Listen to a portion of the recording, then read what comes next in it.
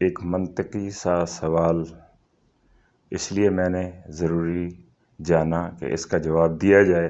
پہلے اعوذ باللہ پڑھتے ہیں پھر بسم اللہ پڑھتے ہیں، تو یہ فوقیت کیوں ہے؟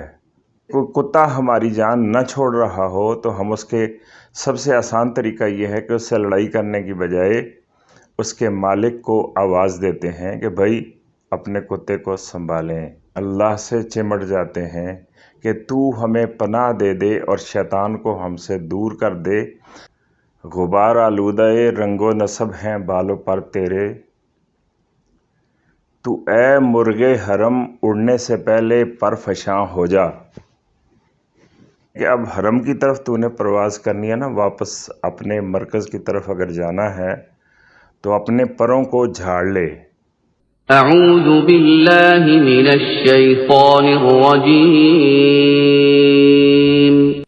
بسم اللہ الرحمن الرحیم۔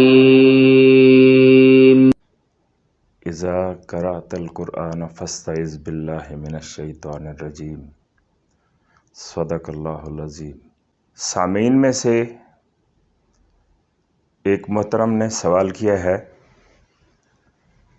کہ یہ جب ہم قرآن پاک پڑھتے ہیں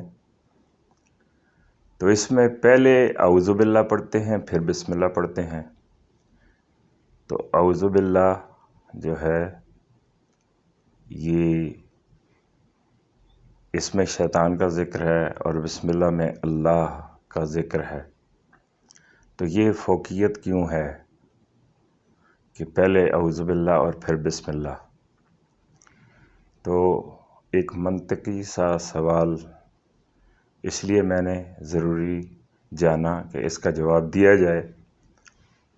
تو گزارش یہ ہے کہ اعوذ باللہ من الشیطان الرجیم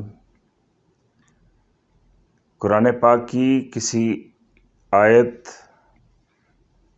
کا نام نہیں ہے، بلکہ سورہ النحل کی آیت نمبر 98 میں ایک حکم ہے جو میں نے ابھی آپ کے سامنے تلاوت کیا، اور وہ حکم یہ ہے کہ جب تو قرآن پڑھے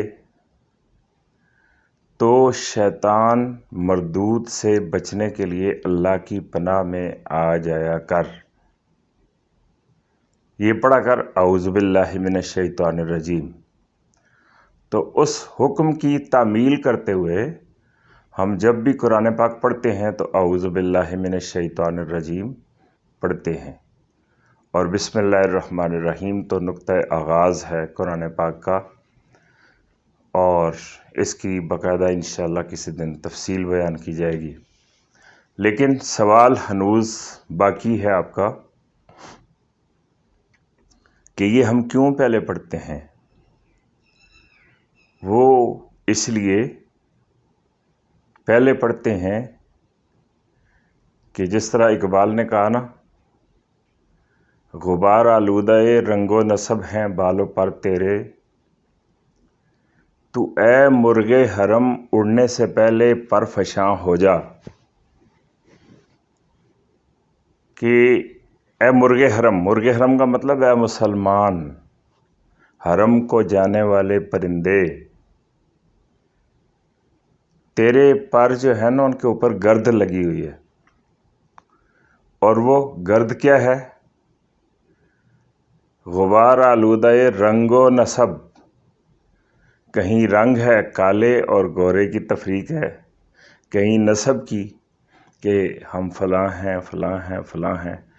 اللہ تعالیٰ نے نسب پہچان کے لیے بنائے، لیکن ہم اس کو شرف سمجھتے ہیں اور اس کو دوسروں پر برتری ظاہر کرنے کے لیے استعمال کرتے ہیں، تو پھر یہ غبار بن جاتا ہے۔ تو علامہ اقبال کہتے ہیں کہ اب حرم کی طرف تو نے پرواز کرنی ہے نا، واپس اپنے مرکز کی طرف اگر جانا ہے تو اپنے پروں کو جھاڑ لے۔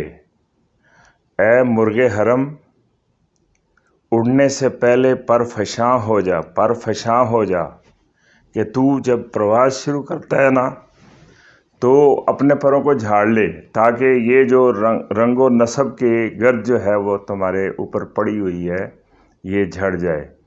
صاف ستھرا ہو جا، جیسے نماز سے پہلے ہم وضو کرتے ہیں، اسی طرح سے یہ ایک حقیقت ہے کہ شیطان چاہتا ہے کہ وہ ہر وقت ہمارے ساتھ چمٹا رہے، تو ہم اچھا کام بھی کرنے لگیں تو وہ ہماری جان نہیں چھوڑتا ہے۔ تو جیسے کوئی کتا ہماری جان نہ چھوڑ رہا ہو تو ہم اس کے سب سے آسان طریقہ یہ ہے کہ اس سے لڑائی کرنے کی بجائے اس کے مالک کو آواز دیتے ہیں کہ بھائی اپنے کتے کو سنبھالیں۔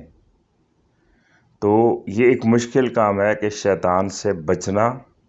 اب شیطان چمٹا ہوا ہے اور ہم اللہ کے راستے پر چلنے لگے ہیں، یعنی قرآن پاک پڑھنا چاہتے ہیں، قرآن پاک کی تلاوت شروع کرنے لگے ہیں، تو اب کیا ہوگا؟ شیطان جو ہے اگر ساتھ ساتھ چلے گا تو پھر وہ قدم قدم پہ ہمیں خراب کرے گا۔ تو ہم اللہ تعالیٰ سے درخواست کرتے ہیں، چمٹ جاتے ہیں، اللہ سے چمٹ جاتے ہیں کہ تو ہمیں پناہ دے دے اور شیطان کو ہم سے دور کر دے، تاکہ ہم قرآن پاک جب پڑھیں تو پھر قرآن پاک ہماری سمجھ میں آئے اور اس میں وسواس شامل نہ ہوں، بلکہ خالص قرآن ہم سمجھ سکیں۔ امید ہے کہ میرے دوست کا سوال جو ہے اس کا جواب مل گیا ہوگا۔ اس لیے اعوذ باللہ پہلے پڑھی جاتی ہے اور بسم اللہ الرحمن الرحیم۔ باقی اعوذ باللہ ایک بہت بڑا موضوع ہے، اسی طرح بسم اللہ الرحمن الرحیم بڑا عمیق موضوع ہے۔ انشاءاللہ ان پر تفصیل سے بعد میں بات ہوگی۔ السلام علیکم ورحمۃ اللہ وبرکاتہ۔